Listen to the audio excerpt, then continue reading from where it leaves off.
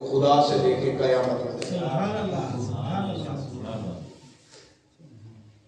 اور اس سے بڑھ کے جو پرسوں دن گزرا ہے وہ شہزادی کونین بدعت الرسول ام ابیہا طیبہ طاہرہ فاطمہ الزہرا سلام اللہ علیہ آپ کی ولادت کا دن تھا، اور آپ کی یہ شان اور عظمت ہے کہ کائنات انسانی جس کے لیے کھڑی ہوتی ہے، رسول اللہ صلی اللہ علیہ وسلم سارے آپ کے لیے کھڑے ہوتے تھے، آپ جہاں بھی جاتے سارے آپ کے استقبال میں اٹھ کھڑے ہوتے۔ حضرت سیدہ فاطمہ الزہرا سلام اللہ علیہ آپ کا مقام یہ ہے کہ جب آپ آتی تھیں آپ کے لیے رحمت للعالمین سے دو شخصیات کے اس مہینے کے ساتھ نسبت ہے۔ اللہ رب العزت ان شخصیات کا صدقہ ہمیں اپنے اعمال درست کرنے کی توفیق عطا فرمائے۔ میں نے سورہ بقرہ کی آیت نمبر 87 کا کچھ حصہ آپ کے سامنے 83 کا کچھ حصہ آپ کے سامنے تلاوت کیا۔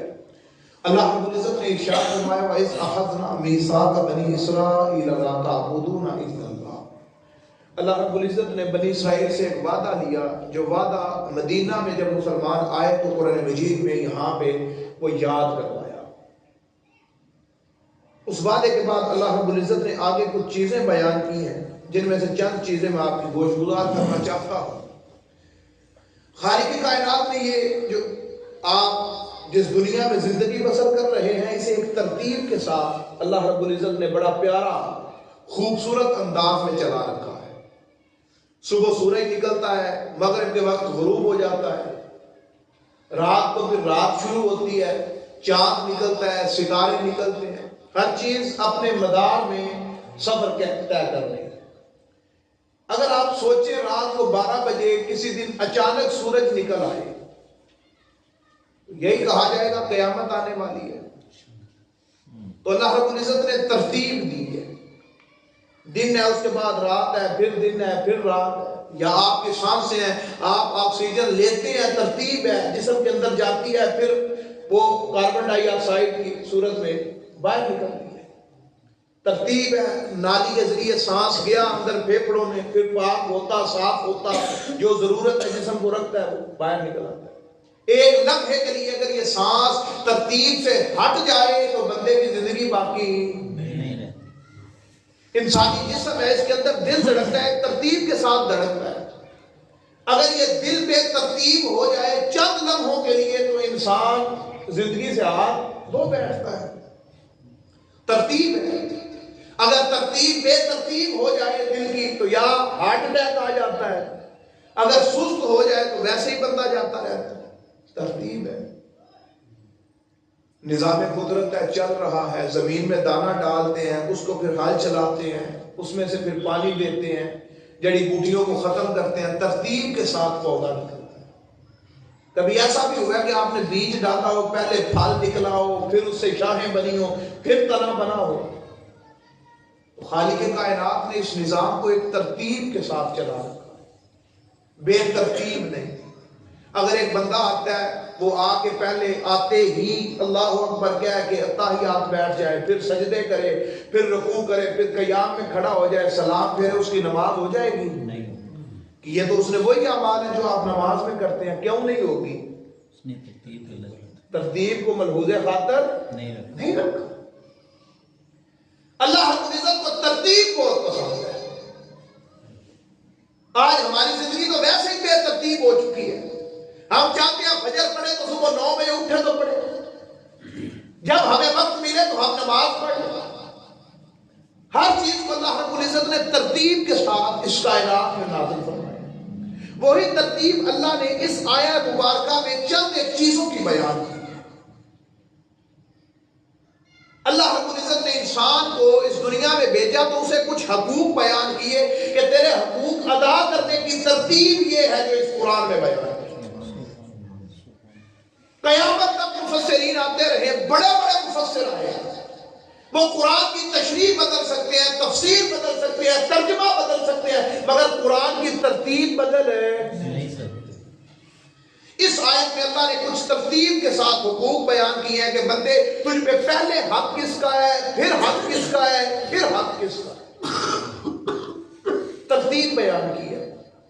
پہلا حق اللہ رب العزت نے ترتیب کے ساتھ جو بیان کیا انسان پہ، آپ پہ، مجھ پہ، وہ یہ ہے، اللہ فرماتا ہے لا تعبدون الا اللہ، تو اللہ کے سوا کسی کی عبادت نہیں کرے گا۔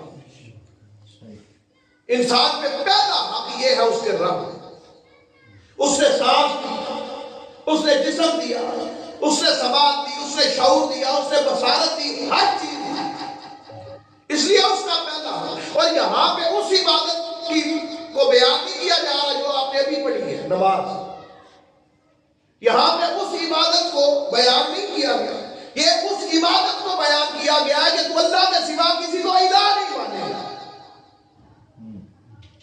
یہ وہ عبادت ہے جو چلتے پھرتے اٹھتے بیٹھتے تجھے یہ یاد کرواتی رہے کہ تیرا رزق اللہ کے ذمے ہے، تیری سانسیں اللہ کے ذمے ہیں، تیرا وجود اللہ کے ذمے ہے، تیری خوشیاں اللہ کے ذمے ہیں، تیری عزت اللہ کے ذمے ہے، تجھے جو کچھ عطا کرنا ہے وہ خالق نے عطا کرنا ہے، اس نیت سے تو اللہ کو ایک مانے گا، یہ اللہ کی عبادت ہے۔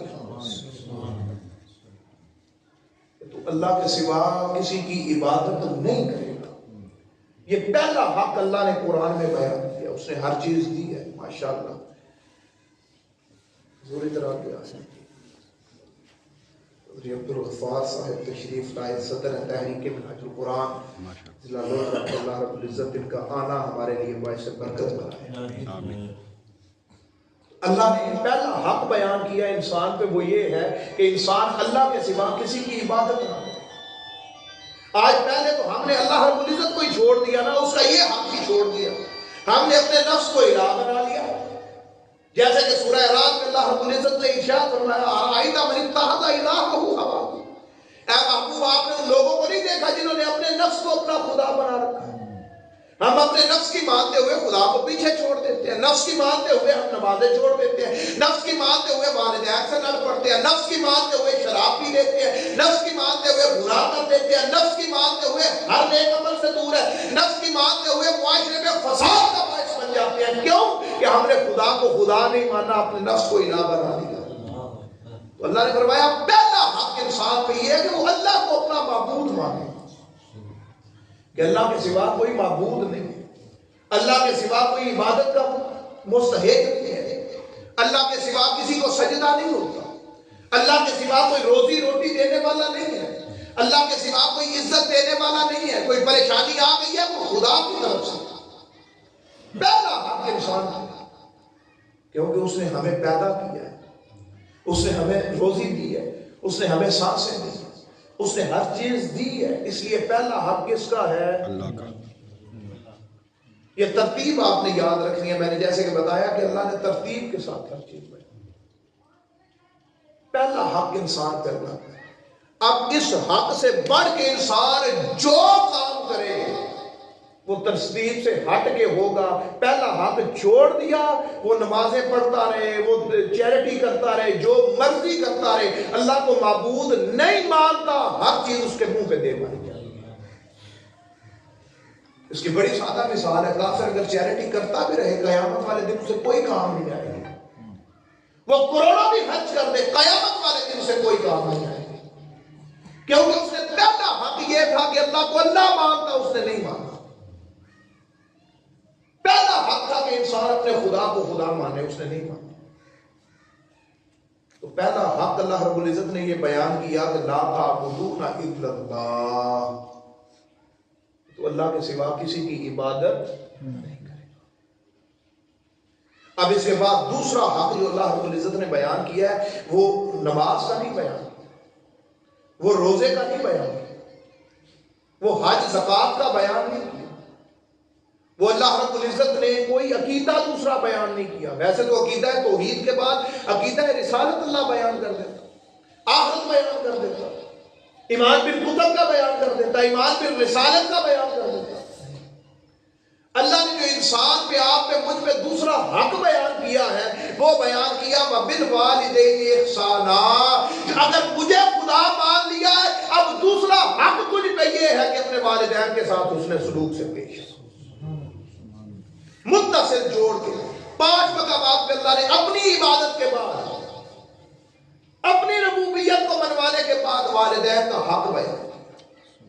دوسرا حق انسان پہ یہ، ہم سارے کام کرتے ہیں، خدا کو خدا مان لیا سو مان لیا، اس کے بعد سارے حق ادا کرتے ہیں، والدین کے ساتھ حسن سلوک سے پیش کیا۔ قرآن مجید میں بڑا واضح اللہ نے ارشاد فرمایا، اٹھا کے دیکھیں سورہ لقمان، فرمایا انشکر لی والوالدین، میرا بھی شکر ادا کر اور والدین کا بھی شکر ادا کر۔ دونوں کو جوڑ کے بیان کیا، ایک شکر بیان کیا، الگ نہیں بیان کیا۔ فرما لیتا انشکر لی واشکر للوالدین، تو بات سمجھ آتی تھی کہ والدین کا شکر اور ہے اور اللہ کا شکر اور ہے۔ فرمایا انشکر لی والدین، جو شکر میرا وہی والدین کا ادا ہے۔ تو مولا تیرا شکر تو یہ ہے تیرے سامنے 7 سجدے میں رکھ لیں۔ اب والدین کو سجدہ نہیں ہوتا، والدین کو سجدہ نہیں ہوتا، والدین کے قدموں پہ سر جھکا کے ان کے قدم تو چومے جا سکتے ہیں۔ آج سردی کا موسم ہے، کبھی ہم نے اپنے ماں باپ کے، والد والدہ کے قدم پانی گرم کر کے کہا ہو والدہ کو، والد کو لائیں آپ کے پاؤں، ہم صاف کر دیتے ہیں، گرم پانی سے دھو دیتے ہیں۔ زمانے بھر کی ٹھوکریں تو کھاتے رہتے ہیں، کبھی والدین کے قدموں میں بیٹھ کے سکون لیا ہو، جنہیں آقا علیہ السلام نے جنت و دوزخ بنا دیا تھا، ہما جنت کا بنا لو، یہ تیری جنت بھی ہے جہنم بھی ہے، چاہے خدمت کر کے جنت میں چلا جائے چاہے جہنم میں۔ سارے حقوق یاد ہوتے ہیں، معاشرے میں بانٹنا یاد ہے، نمازیں یاد ہے، اپنے سارے عزیز و اقربا کے ساتھ اچھا سلوک یاد ہے، ایک نئی یاد تو والدین کے ساتھ اس نے سلوک یاد۔ دوسرا حق یہ ہے انسان پہ کہ وہ اللہ کی عبادت کے بعد والدین سے اس نے سلوک سے پھر بڑا واضح بیان فرما دیا، وَقَضَىٰ رَبُّكَ أَلَّا تَعْبُدُوا إِلَّا إِيَّاهُ وَبِالْوَالِدَيْنِ إِحْسَانًا، ارشاد فرما دیا وہاں پہ بھی کہ تیرے رب نے تیرے لیے لکھ دیا ہے کہ تو اللہ کے سوا کسی کی عبادت نہیں کرے گا، والدین سے اس نے سلوک سے پیش کیا۔ اور فرمایا إِمَّا يَبْلُغَنَّ عِندَكَ الْكِبَرَ أَحَدُهُمَا أَوْ كِلَاهُمَا أُفٍّ وَلَا تَنْهَرْهُمَا، ماں باپ میں سے دونوں میں سے کوئی ایک بڑھاپے کی حالت میں دونوں یا ایک تجھے مل جائیں تو آپ نے فرمایا، اللہ رب العزت نے قرآن مجید میں ارشاد فرمایا کہ انہیں اف تک نہ کہے، وَلَا تَنْهَرْهُمَا، انہیں جھڑکی نہ دیا، ابا جی چھوڑ بھی دیں، اماں جی چھوڑ بھی دیں، فرمایا جھڑکی نہ دیا۔ یہ دوسرا حق ہے انسان پہ، اللہ رب العزت نے قرآن میں بیان کیا۔ فرمایا جب ان کے پاس جایا کرے تو پھر جناح الذل من الرحمہ، پھر اپنے کندھے جھکا کے جایا کر، اپنے کندھوں کا زور نہ دکھایا کر کہ تو جوان ہو گیا وہ بوڑھے ہو گئے ہیں۔ ان کے پاس جایا کرے، قدموں کی طرف بیٹھا کر، ان کی بات سنا کر، وہ کہتے کیا ہے۔ یہ دوسرا حق انسان پہ اللہ نے ارشاد کیا۔ ہمیں سارے حقوق یاد ہوتے ہیں، یہ حق یاد نہیں ہوتا۔ آقا علیہ السلام آپ نے منبر پہ قدم رکھا، فرمایا آمین، دوسرا قدم رکھا، فرمایا آمین، تیسرا قدم رکھا، فرمایا آمین۔ صحابہ نے پوچھا یا رسول اللہ کوئی دعا مانگنے والا نظر نہیں آیا، آپ نے آمین کس پہ کہا؟ ایک خود میں سے ایک قدم جو رکھا تھا اس پہ آقا علیہ السلام نے فرمایا جبریل آیا تھا، جبریل نے آ کے دعا کی، یا رسول اللہ جو اپنے ماں باپ کو بڑھاپے کی عمر میں پالے، ان کی خدمت کر کے جنت نہ جا سکے وہ ہلاک ہو جائے۔ میں نے بھی کہہ دیا آمین۔ والدین گھر میں بیٹھے تڑپ رہے ہوتے ہیں، اولاد کو سارے زمانے کی پرواہ ہوتی ہے والدین کی۔ یہ دوسرا حق اللہ نے قرآن مجید میں بیان فرمایا انسان پہ۔ دوسرا حق یہ ہے کہ وہ اپنے والدین کے ساتھ حسن سلوک سے پیش آئے۔ پہلا حق اللہ کی عبادت کا، اللہ کے سوا کسی کو معبود نہیں جانا۔ دوسرا حق اس کے والدین کا، والدین کے ساتھ حسن سلوک سے پیش آئے۔ تیسرا حق پھر آگے اللہ رب العزت نے ارشاد فرمایا وَذِي الْقُرْبَىٰ، اپنے رشتہ داروں کے ساتھ اچھا سلوک کیا۔ اب رشتہ دار آتے ہیں، ہم سب کے لیے کھیر و شکر ہوتے ہیں، والدین کے لیے نہیں ہوتے۔ رشتہ دار والدین کے بعد آتے ہیں، ہم والدین کو شریک بنا کے رشتہ داروں کے پاس جاتے ہیں۔ ماں باپ جہاں منع کرتے ہیں ہم بھی وہاں جا کے بیٹھتے ہیں کہ انہیں تکلیف ہے۔ اماں جی ابا جی کہہ دیں بیٹا نہیں جانا اس کے گھر، ہم چڑھانے کے لیے وہاں پہ جا کے بیٹھتے ہیں، حالانکہ رشتہ داروں کا حق اللہ نے والدین کے حق کے بعد رکھا، بعد میں بیان کیا، پہلے نہیں بیان کیا۔ فرمایا وزیر قربا، پھر فرمایا رشتہ داروں سے اچھا سلوک کرو۔ اور اس کے حوالے سے قرآن مجید میں تو کئی مقامات پہ ارشاد فرمایا نا اپنے رشتہ داروں سے حسن سلوک کے حوالے سے۔ سورہ النساء اٹھا کے دیکھیں، پھر آل عمران میں آگے کئی مقامات پہ۔ پھر اللہ رب العزت نے جو رشتہ دار ہیں ان کی کیٹاگری بیان کر دی، ایک قریب کے ہیں، ایک بعید کے ہیں، پھر ایک غیر رشتہ دار ہیں لیکن ہمسائے میں ہیں۔ وہ ساری چیزیں قرآن مجید نے بیان کی، فرمایا کہ ان کے ساتھ حسن سلوک۔ اور اس حوالے سے قبلی والے آقا محمد مصطفیٰ صلی اللہ علیہ وسلم کی ایک حدیث مبارکہ ہی کافی ہے اگر سمجھ آ جائے۔ 3 مرتبہ قسم کھائی، واللہ لا یؤمن، واللہ لا یؤمن، واللہ لا یؤمن۔ اللہ کی قسم وہ ایمان والا نہیں، اللہ کی قسم وہ ایمان والا نہیں، اللہ کی قسم وہ ایمان والا نہیں۔ صحابہ نے پوچھا یا رسول اللہ کون ایمان والا نہیں؟ آپ نے فرمایا جس کا ہمسایہ اس کی وجہ سے تکلیف میں ہے وہ ایمان والا نہیں۔ صحابہ کہتے ہیں کہ ہمسایوں کے بارے میں اتنے حقوق اللہ نے اور رسول اللہ صلی اللہ علیہ وسلم نے بیان کیے، ہمیں ڈر تھا کہیں انہیں وراثت میں حصے دار نہ بنا دیا جائے۔ آج ہمارے گھروں میں سب کچھ ہوتا ہے، ہمیں پرواہ نہیں ہوتی رشتہ داروں کی، ہم شریک بنا لیتے ہیں۔ تیسرا حق پھر ان رشتہ داروں کا۔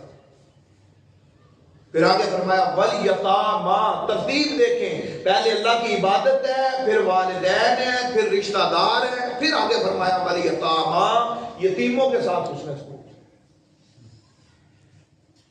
یہاں پہ آگے یتیموں کے بارے میں پھر ایک آگے اللہ رب العزت نے پورے کا پورا مضمون بیان کیا کہ یتیموں کو ان کے حق دو۔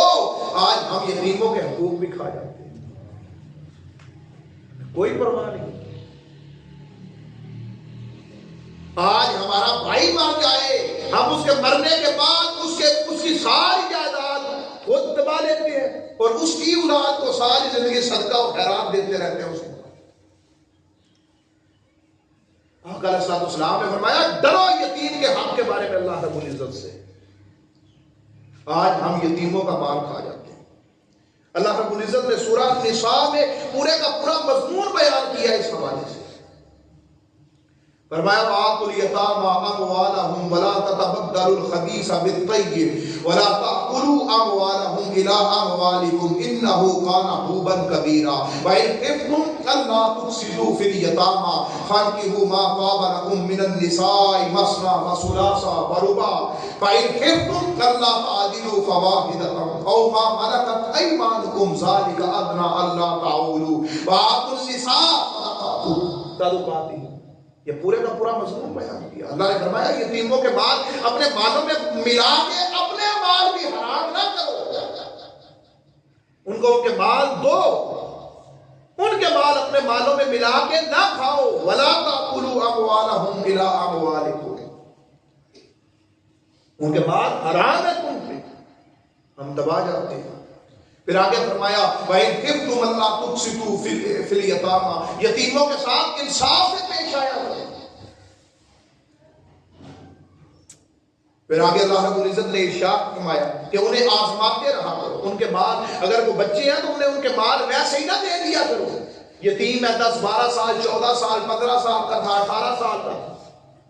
ہمارے معاشرے میں اکثر نوجوان نسل جو یتیم ہوتے ہیں وہ اس وجہ سے خرابی کا باعث بنتے ہیں۔ وہ 15 16 سال کے تھے، ان کے باپ کی جائیداد تھی، جب ان کا باپ فوت ہوا بھائیوں نے ان کی جائیداد الگ کر دی، وہ ساری نوجوان نسل تباہ و برباد ہو جاتی ہے، اجاڑتے رہتے ہیں مالوں کو۔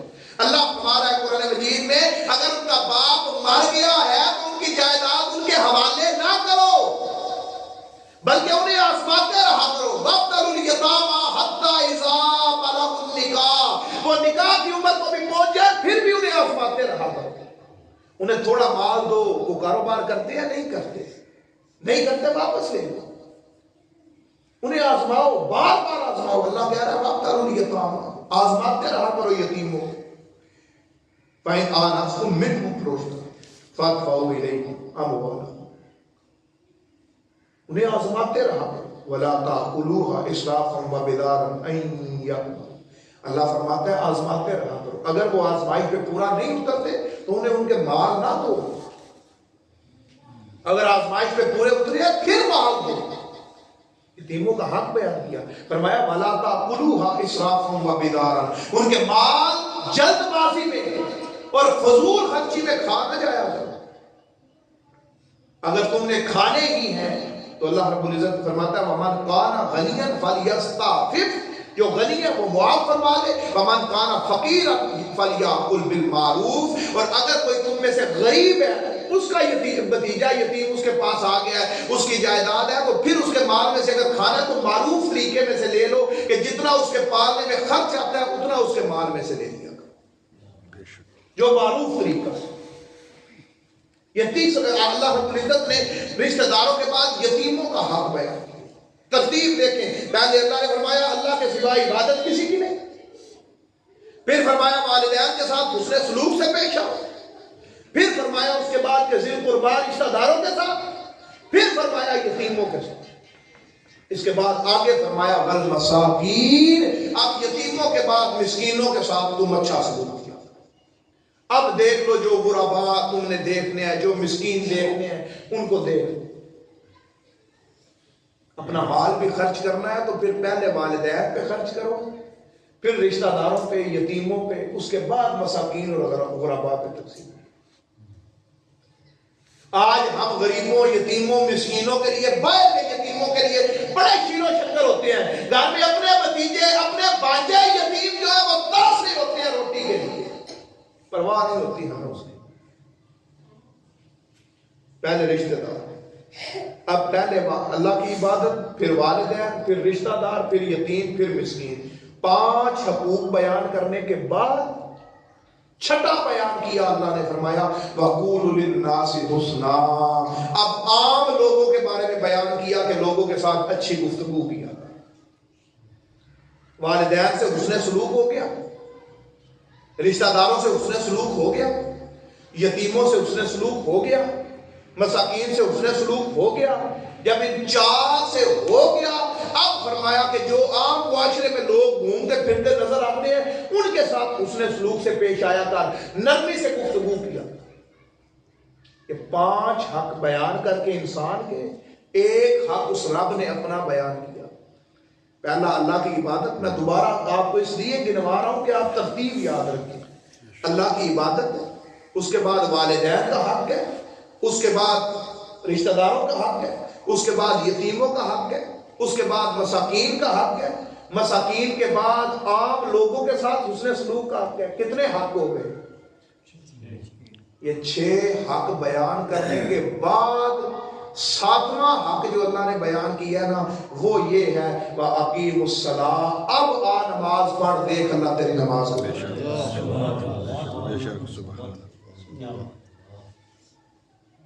کتنے حق کے بعد؟ 6۔ 7واں جو حکم بیان کیا وہ کیا ہے؟ اب آ نماز۔ ہم پہلی صاحب میں نماز پڑھ رہے ہوتے ہیں، یتیموں کا مال دبایا ہوتا ہے۔ ہم پہلی صاحب میں نماز پڑھ رہے ہوتے ہیں، حرام کے مال سے حج کر رہے ہوتے ہیں۔ ہم پہلی صاحب میں نماز پڑھ رہے ہوتے ہیں، مساکین کے سارے حق دبائے ہوتے ہیں۔ پہلی صاحب میں نماز پڑھ رہے ہوتے ہیں، اپنے رشتہ داروں کی ناک میں دم کیا ہوتا ہے۔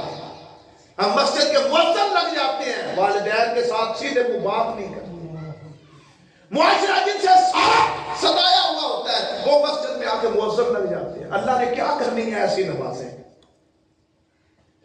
6 چیزوں کے بعد 7واں بیان کیا، اب نماز پڑھ۔ جب انسان سارے حق ادا کر کے آ کے نماز پڑھتا ہے نا، پھر وہ نماز اس کے اندر روشنی پیدا کرتی ہے، پھر وہ نماز اس کے اندر نور پیدا کرتی ہے، پھر وہ نماز اسے لذت دیتی ہے، اللہ کی قربت عطا کرتی ہے، ورنہ ٹکریں ہوتی ہیں، انسان آ کے مار کے چلا جاتا ہے۔ پھر نماز کے بعد آگے جو چیز بیان کی، فرمایا وَآتُوا الزَّکَاۃَ، اور زکوٰۃ ادا کرو۔ اب جو اس سے پھر جائے گا، اللہ جانتا تھا کہ اکثریت پھر جائے گا۔ ہم اپنے معاشرے میں دیکھیں کتنے لوگ ہیں والدین کو جوتے کی نوک پہ نہیں رکھتے، نمازیں پڑھی جاتے ہیں، اللہ کو خدا نہیں مانتے، نہیں مانتے، اپنے نفس کو آگے رکھتے ہیں، مگر نمازیں پڑھے جاتے ہیں۔ رشتہ داروں کے حقوق دبائے بیٹھے ہیں، اپنے گھر کے آگے 6-7 فٹ کی چھڑی بنا کے ہمسائے کا رستہ روک کے یا اپنے گھر کے آگے اونچی دیوار کر کے اس کے گھر کی روشنی روک کے نمازیں پڑھے جاتے ہیں. سارے کام ہم کرتے ہیں معاشرے کے. یہ ساری چیزیں اللہ جانتا تھا کہ ہر بندہ اس پہ پورا نہیں اترتا. آگے اللہ رب العزت نے ارشاد فرمایا ثم تولیتم الا قلیلا منکم وانتم موردون. اللہ فرماتا ہے کہ ہم جانتے ہیں کہ تم میں سے اکثریت اس بات سے بھی پھر جائیں گے, انہیں کوئی پرواہ نہ ہوگی اس ترتیب کی, کیونکہ تم اعراض کرنے والے ہو, تم مڑنے والے ہو, تم پھرنے والے ہو. آج ہمیں یہ ترتیب یاد نہیں ہے. آج ہمیں کوئی پرواہ نہیں خدا کے خدا ہونے سے. آج ہمیں کوئی خوف نہیں, اللہ اللہ ہے تو سو ہے. آج ہم لوگوں سے ڈر کے گناہ نہیں کرتے, لوگوں کا ڈر نہیں ہے ہمیں. لوگوں کے سامنے ہم گناہ نہیں کرتے, مگر اللہ کے سامنے ہم کر رہے ہوتے ہیں. لوگوں نے جو کرنا ہے سو کرتے ہیں, لوگ ہمیں دیکھ رہے. خدا کو خدا نہیں مانا, اس کو معبود نہیں مانا. آ کے صرف 4 سجدے کیے, ٹکریں ماری, قرض پورا کیا, وہ جا رہے. ہم تو نماز بھی پڑھتے ہیں تو یوں جیسے قرض اتارنے کے لیے آئے ہیں مسجد. وہ نماز لذت ہی نہیں دیتی, نور ہی پیدا نہیں ہوتا. سال نماز پڑھتے ہیں, چہرے پہ نور نہیں آتا. بھئی کیسے آئے گا؟ جو معاشرے کے حقوق دبا کے بیٹھے ہو وہ پھر دیکھو اللہ تمہارے دل میں کیسے سکون اور تسکین رکھتا. معاشرے کے لیے حسن کا باعث بنے. معاشرے میں لڑائی جھگڑا فساد ہر چیز رکھتے ہیں. مسجدوں میں نمازیں پڑھنے سے اللہ کوئی سکون عطا نہیں کرتا. اللہ رب العزت نے یہ ترتیب بیان کی, پہلے اللہ کو خدا مانو, اس کے بعد والدین سے حسن سلوک سے پیش. حضرت سیدنا اویس کرنی رضی اللہ تعالی, آپ کا بڑا مقام ہے, بڑی عظمت ہے. یہ وہ شخصیت ہے جن کے لیے آقا علیہ الصلوۃ والسلام نے اپنا جبہ بھیجا تھا, اپنا جبہ. اور حضرت علی اور حضرت عمر بن خطاب رضی اللہ عنہ انہیں کہہ کے بھیجا کہ اس بندے سے کہنا کہ میری امت کی بخشش کے لیے دعا کرے. سبحان اللہ. آقا علیہ الصلوۃ والسلام کا دور تھا, ایک زمانہ تھا.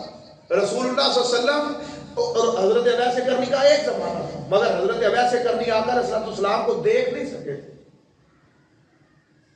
کیوں نہیں دیکھ سکے تھے؟ اب آپ دیکھ لیں کہ آپ کتنی والدین کی خدمت کرتے ہیں, سنتے ہیں. آپ کی ماں زندہ تھی, 2 مرتبہ والدہ سے, یمن کے رہنے والے تھے, 2 مرتبہ والدہ سے اجازت لی, اماں جی میں نے مل کے آنا ہے. والدہ نے اجازت دے دی, اتنا ٹائم ہے, اس ٹائم میں واپس آ جانا. مدینہ آئے, پتا چلا کملی والے آقا گھر نہیں ہے, نہیں رکے. ماں نے کہا تھا واپس چلے گئے, نہیں تھے. ماں کی خدمت کی وجہ سے آقا علیہ الصلوۃ والسلام نے جبہ بھیجا. حضرت عمر بن خطاب اور حضرت علی کرم اللہ وجہ الکریم رضی اللہ عنہ, آپ جب جبہ لے کے گئے حضرت اویس کرنی سے ملے نا, تو حضرت اویس کرنی نے فرمایا کہ آپ تو ہر وقت کملی والے آقا کی بارگاہ میں بیٹھے رہتے تھے, بتائیں تو صحیح ذرا کملی والے آقا کیسے نظر آتے تھے؟ حضرت عمر بن خطاب اور حضرت علی وہ خلیہ نہیں بیان کر سکے تھے جو اویس کرنی نے وہاں پہ بیٹھ کے بیان کر دیا. سبحان اللہ. کیونکہ وہ ایک ماں کی خدمت کے لیے, باقی اگر آپ والدین کی خدمت آپ پہ آ گئی ہے نا, والدہ والد زندہ ہیں, تو اگلے حقوق آپ چھوڑ دیں. آپ ماں باپ کے لیے اپنا آپ وقت کر رہے ہیں نا, ماں باپ کی خدمت کے لیے نماز گھر میں پڑھتے ہیں, والدین کے لیے وہاں پہ ہیں. آپ عزیز و اقربا سے نہیں ملتے, آپ یتیموں کے خیال کے لیے نہیں جاتے, آپ باہر نہیں ہیں, والدین کی خدمت ہی کر رہے ہیں نا, تو اللہ رب العزت اس کا بدلہ آپ کو دونوں جہانوں میں رحمت عطا فرمائے. ترتیب کو ملحوظ خاطر رکھیں. آپ یتیم کی کفالت کر رہے ہیں, اس کے بعد آپ مسکینوں کو نہ بھی دیں تو کوئی پرواہ نہیں, اللہ اس کفالت کا بدلہ آپ کو عطا کرتا ہے. مگر ہمیں کیا لگے ان چیزوں سے؟ ہم نے تو نمازیں پڑھنی ہے, گنتی پوری کرنی ہے, ہم نے تو ٹکریں مارنی ہے صرف. تو یہ اللہ رب العزت نے قرآن مجید میں چند ایک حقوق بیان کی ہیں. یہ وعدہ لیا تھا بنی اسرائیل سے, آج ہمارے لیے بھی یہی. تو اپنی زندگی کو اس ترتیب میں لے کے آئیں.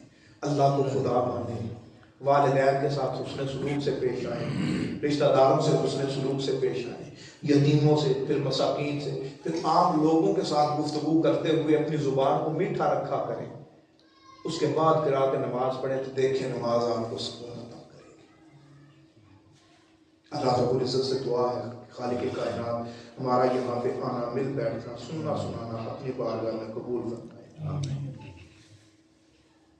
تو یہ چند ایک چیزیں تھیں جو اللہ رب العزت نے قرآن مجید میں بیان کی، میں نے آپ کی گوش گزار کی. یہ زیادہ تو مجھے باہر کے نظر آ رہے ہیں. یہاں اڈا عظیم آباد کے بھی آپ لوگ، اڈا عظیم آباد کے بھی ہیں کوئی؟ سارے ہی باہر سے حج آگے ہوتے ہیں، حج چاہو ہوتے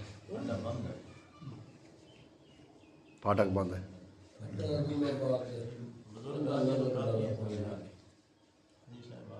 جی حکیم صاحب آ گئے. کیا آپ کو اڈا عظیم آباد کے حوالے سے دعوت دیتی لوگوں نے؟